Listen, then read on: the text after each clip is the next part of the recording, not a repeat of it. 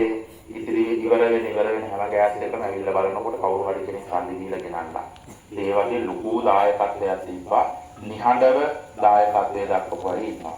ඒ හින්දා හැමෝම ළඟින් දැත්තේ අපි වතුරේ බහැලා ගිහිල්ලා කැම ටික බෙදෙන එක විතරයි නම්.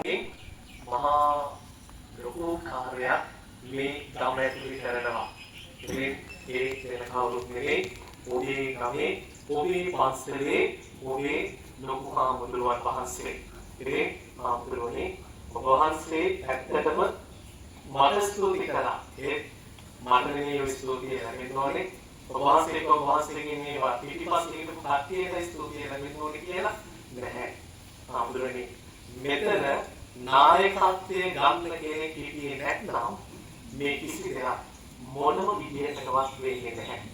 ඔබ වහන්සේ මේ නායකත්වයේ අරගෙන මේ වැඩේ හරියටම කල්පනාකරණය කරගෙන කරපු නිසා තමයි මේ ආකාරයට මේ ගමේ ගොඩාක් අයට මේ උදව් උපකාර ලැබුණේ.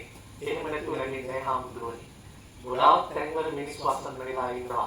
ඒ ඔබ වහන්සේ බක්කටක් ගත්තේ නැහැ.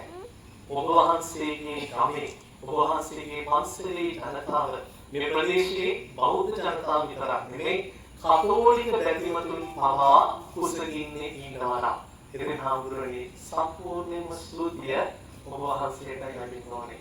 ඔබ වහන්සේ වටා හිටපු අයටත් ඒ ස්තුතිය මම පුරුදු කරනවා.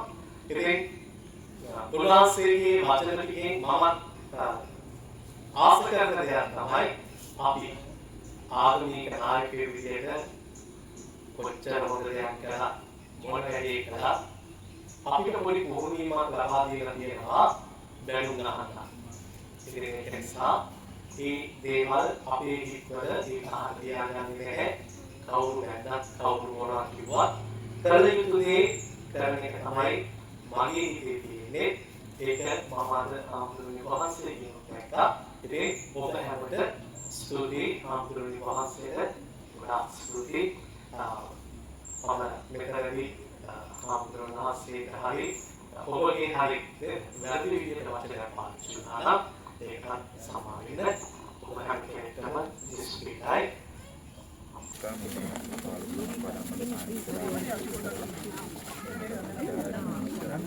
Kita beli di mana?